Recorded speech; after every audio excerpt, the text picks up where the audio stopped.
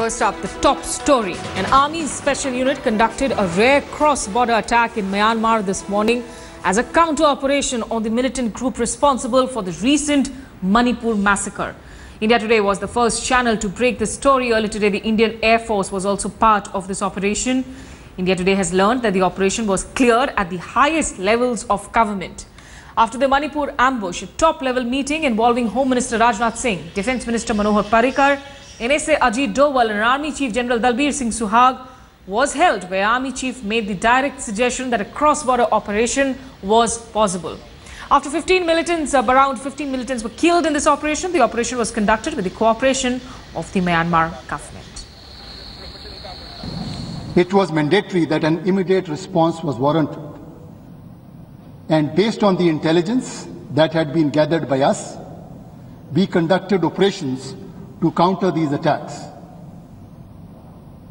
Early this morning, the Indian Army engaged two separate groups of militants along the Indo-Myanmar border at two different locations along the Nagaland and Manipur border. Significant casualties have been inflicted on the militants, and as a consequence of this operation, threats to our civilian population and the security forces personnel have been averted. Okay, joining me live with more details on this top story is Gaurav Sawant, our Strategic Affairs Editor. Gaurav, what are your sources really telling you? How much of damage has been inflicted upon those militants? Because initially reports suggested that there could have been at least 50 militants who actually struck the Indian Army Jawans. From what sources are telling us, this was a massive operation that was undertaken by the Special Forces in two different pockets based on specific intelligence about terrorists hiding across the border. This was an operation which had active cooperation from the security forces in Myanmar. This was a hot pursuit. It was a raid that was carried out.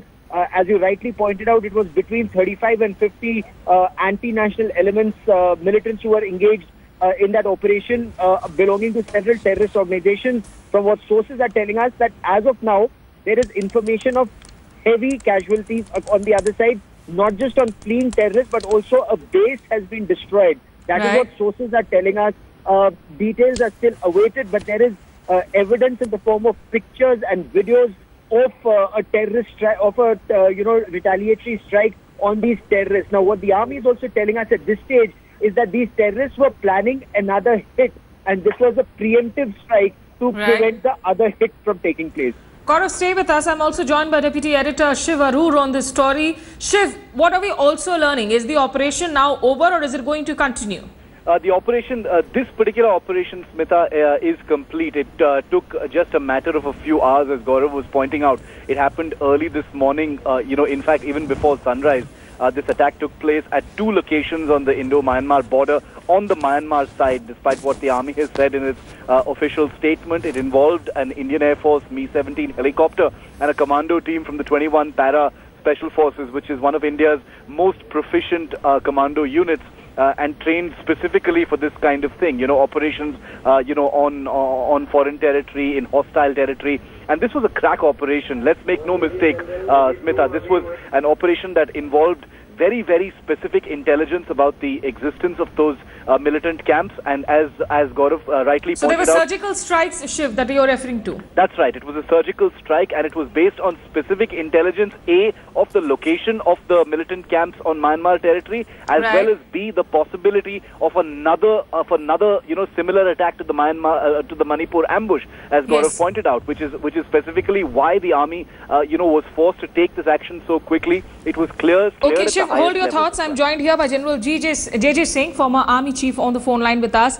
General Singh, thank you for speaking to India Today. So take us through how difficult is this kind of an operation really, and given the fact that it was in a way shaped up just within 48 hours so quickly after that Manipur ambush that we saw.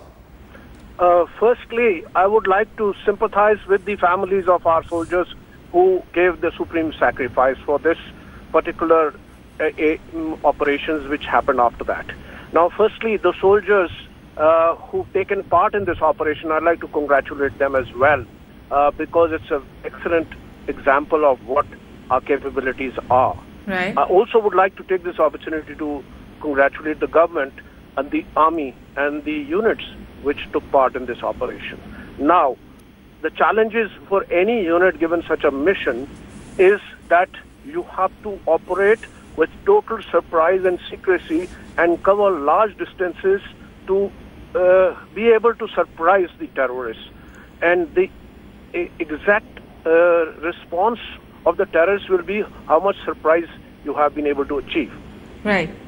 So, And also, so will this be something, will this operation be very, very different from the kind of, flushing out operations that we had seen that India had conducted, say, with a country like Bhutan in the past? How different would these two operations be? No, I would not like to compare two situations, but I'm only going to tell you that this has sent a very good message to the neighborhood, also to the sponsors who may be state or non-state actors of terrorism, and therefore this is going to raise the image of our nation that we cannot be transgressed or trespassed, and anybody who will try to mess with us will have to face the music. Absolutely, sir. And, also we do believe that, of course, the Myanmar cooperation also came through on this entire operation. That's another, in fact, a country where India has been looking forward to in terms of trying to deal with the northeastern insurgency situation.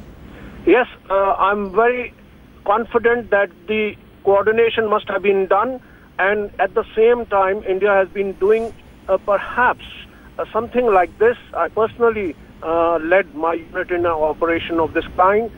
Challenges are to locate the camp of these terrorists and also leave an intangible message that you are not secure in any safe haven anymore, and we can strike you wherever you are. Sir, one last question before I let you go. Now that, of course, this counter operation has been done by the army, it's a successful strike. But under what situation, what are the apprehensions of these kind of groups regrouping again along these borders?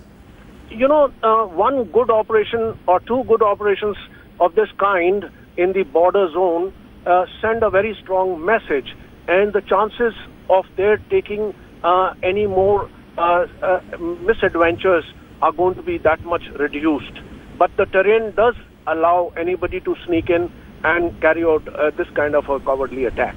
Right. Thank you so much, General J.J. Singh, for joining us with that perspective on the story. Also, Shiv Arur and Gaurav Sawant continue to be with us. Gaurav, also, what are your sources really telling us now after this operation? What is the Army's, in fact, line of operation going to be here on? Because there were also reports that had come in that there seemed to be some intelligence failure as well, that there were some intelligence inputs that had been passed on to the center about this ambush.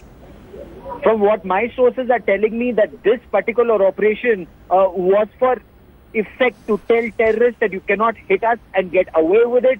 But this isn't a one-time operation. There is a mechanism being worked out with Myanmar that wherever terrorists are, operations will be undertaken, and next time clearances will not be sought at the highest level.